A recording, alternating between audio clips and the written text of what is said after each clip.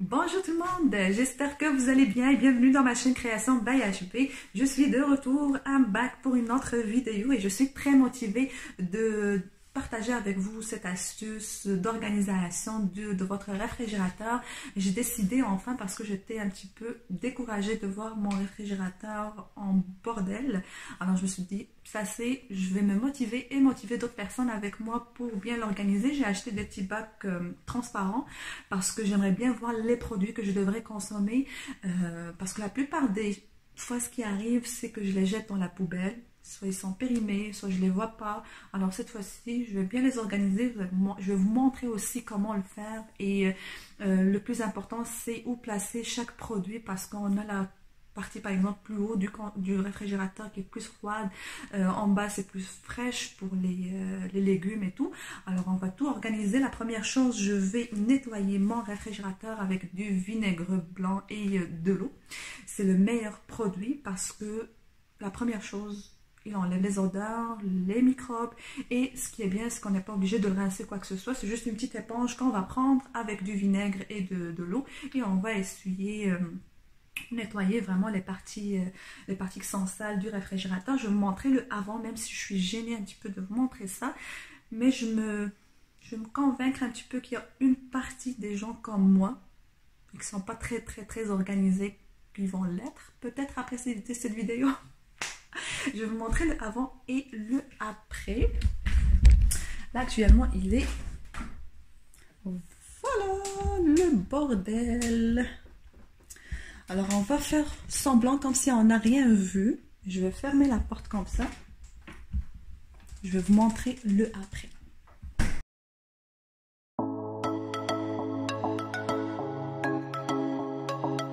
Voilà, je vais vous montrer le après. Voilà.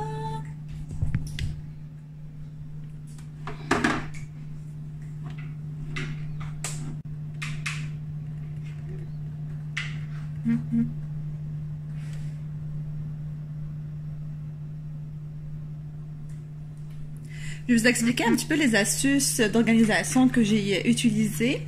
Comme je disais au début de la vidéo, j'ai acheté plein de contenants comme ça transparents, comme celui-là ici. Il est comme ça, alors j'ai mis tout ce qui est boisson gazeuse, boisson énergisante et tout.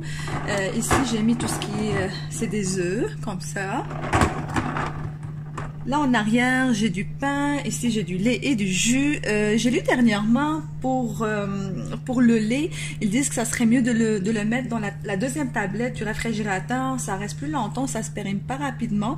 Je sais qu'on a tous tendance à le mettre ici dans la porte, mais... Je vais essayer de voir est-ce que c'est vrai ou non, mais c'est très logique.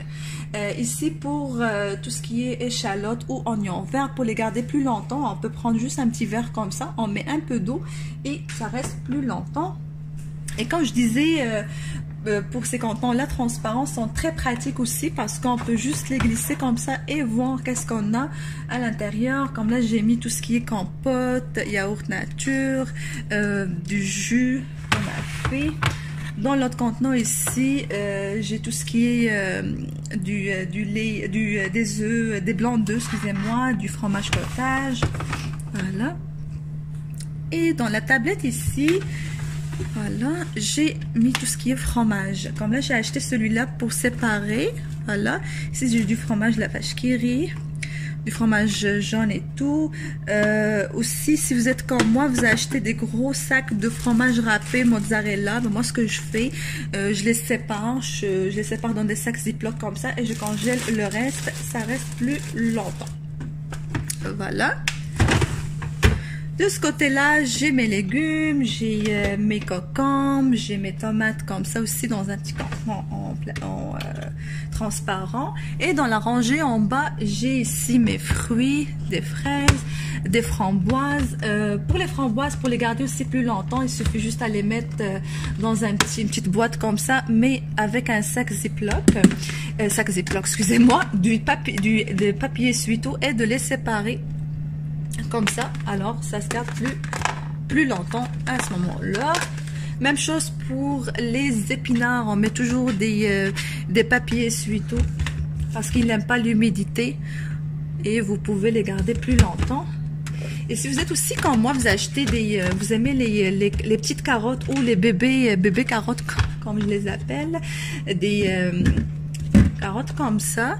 On sait très bien que dans le sac qu'on achète, une fois ouvert, ils sèchent rapidement. Alors, ça serait mieux de les placer dans de les mettre dans un petit canton en verre et ajouter un petit peu d'eau. Ils peuvent rester plus longtemps. Comme ça. Ici, j'ai mes légumes. Vous pouvez voir. Piment, piment. Les carottes. Ici j'ai mis le raisin avec le sac original avec quoi je les ai achetés. Ça se conserve plus longtemps et aussi on doit les mettre dans la partie où on met les légumes, dans la boîte à légumes ici, comme je l'appelle boîte à légumes, dans le tiroir de légumes, ça se conserve plus rapidement. Et l'autre chose que je voulais vous en parler, c'est ces petits tapis là, si vous pouvez les voir. Comme ça, c'est des tapis pour garder la fraîcheur des légumes et fruits et aussi ça enlève l'humidité. Comme ça, on peut vraiment les placer de cette façon-là, comme ce que j'ai fait. Voilà. Ensuite, on va passer la porte ici. Ben, j'ai tout ce qui est à ce moment-là, mayo, ketchup, bon, les basiques. Je voulais juste vous en parler rapidement pour ce petit chapeau-là. Parce que c'est comme un chapeau. Je les ai trouvés chez Ikea. Il y avait trois dans la boîte, il y en avait trois grosseurs différentes. Il y en avait un moyen, un plus petit et tout. Et comme vous pouvez voir, par exemple, si on utilise, comme j'ai utilisé la moitié de citron, le reste, ben, je les ai mis là, fait que ça reste plus longtemps. C'est très pratique. Et l'autre chose que je trouve pratique et que j'ai découvert dernièrement, des fois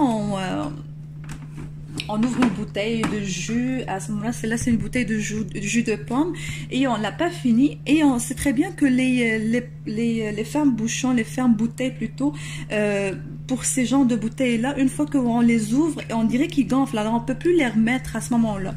Je les ai trouvés, ceux-là, c'est chez Amazon, ils sont comme ça et on peut, voilà, j'ai juste une main. Et on peut les garder plus longtemps de cette façon-là. Voilà, je vais vous montrer ensuite le frigo. J'ai pas fait grand chose dans le frigo, mais c'est juste je l'ai organisé un peu plus.